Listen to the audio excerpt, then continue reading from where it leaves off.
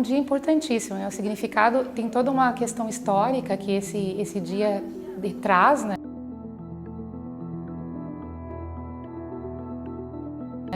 Que ele faz com que a gente pare para refletir sobre toda a luta, sobre toda a resistência dos africanos escravizados no país. Além disso tudo, ele visa atender uma lacuna que existe, principalmente na questão educacional, de mostrar a verdadeira história desses povos nessa terra hoje, né, nessa nação.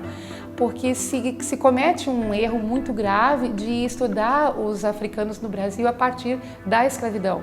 Mas se esquece que esses povos tiveram uma história anterior a isso, né? Que a história dos povos negros ou dos povos africanos não começa na escravidão. A diáspora foi um marco, né? A travessia do Atlântico da África para as Américas foi um marco histórico que mudou completamente todo o Ocidente e toda a história dessa população. Porém, o Dia da Consciência Negra também visa mostrar que, além de terem sido escravizados nas Américas, eles tiveram uma história anterior a isso, né? E isso é uma exigência em lei. A Lei 10.639 de 2003, ela exige que se ensine a história e a cultura africanas, né? Então, é necessário que esse dia sempre seja muito marcado por essa perspectiva. Dia da Consciência Negra é um dia para que as pessoas possam refletir sobre a importância de nós trabalharmos a justiça racial nesse país. Assim. A gente fala muito de igualdade, né? Eu acredito que a igualdade é uma consequência da justiça, né?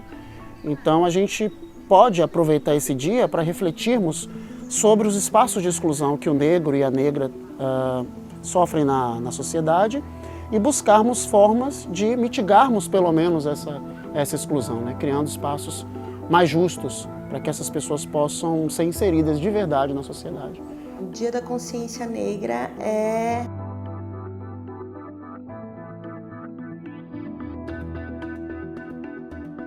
eu acho que uma data para a gente refletir, né, de como a gente está exercitando a nossa consciência negra. Para nós, militantes do movimento negro, enfim, o mês da consciência negra é um mês de cansaço, porque a gente tem muitas atividades, né? E eu vejo isso muito como um processo de que as pessoas não fazem um ano inteiro, muitas vezes, e que elas esperam, então tem uma lei, que é a 10.639, que diz que eu tenho que fazer uma atividade sobre consciência negra, então eu vou fazer em novembro. A ação, o combate contra o racismo tem que ser durante o ano todo, são 365 dias e de 4 em 4 anos são 366. Então a gente peca, às vezes, para deixar para refletir sobre esse tema somente no mês de novembro ou no dia 20 de novembro, né, que é o dia que se celebra a morte de Zumbi. Então, esse é um grande erro nosso, porque nós não podemos relegar essa data, esse momento, para um mês específico no ano. Ele tem que estar presente o ano todo.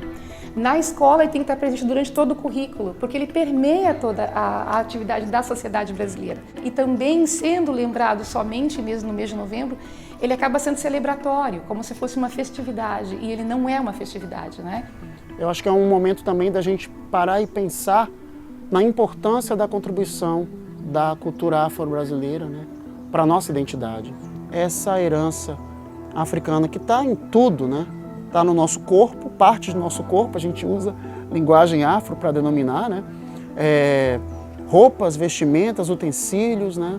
Formas de, enfim, relacionamentos, tudo a gente usa a linguagem, usa o vocabulário, bantu e urubá, e não tem consciência disso, né? Então eu acho que esse Dia da Consciência Negra é o dia para que todas as pessoas desenvolvam a consciência negra. Não só os negros, evidentemente, né? Mas todas as pessoas do Brasil que de alguma forma pensam num país fraterno, solidário, humano, né? Realmente comprometido com a vida.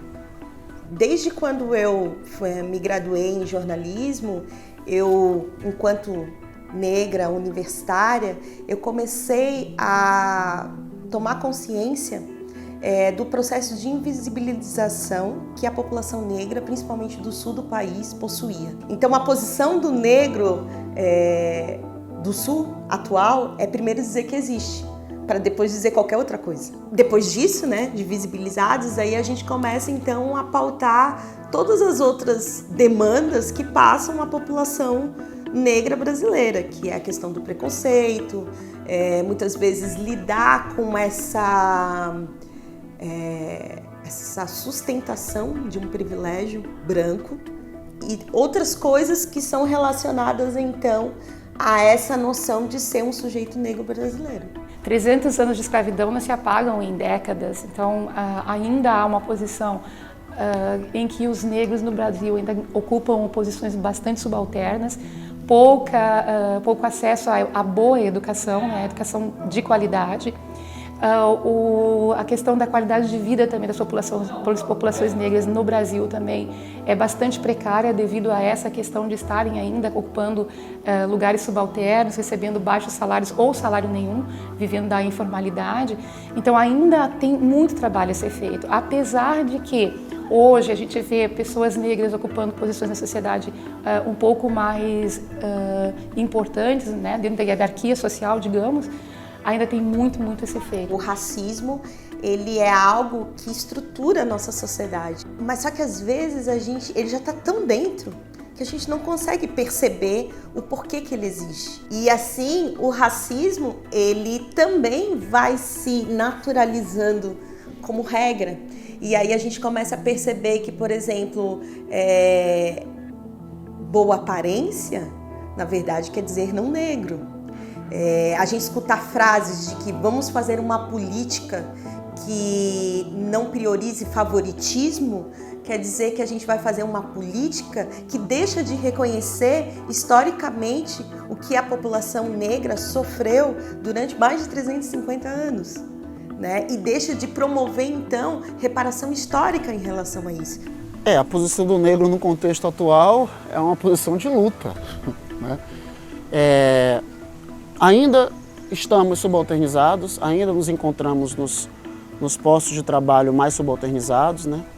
Ainda nos relegam o trabalho braçal, o trabalho negativamente valorado, a invisibilização, mas eu penso que com o próprio avanço dos movimentos negros no Brasil e a inserção das discussões da cultura, história afro-brasileira nos currículos escolares, eu acho que isso com certeza contribuiu muito para que esses negros e negras tivessem uma maior compreensão do seu papel, da sua importância na sociedade e no poder transformador que a articulação política tem, né?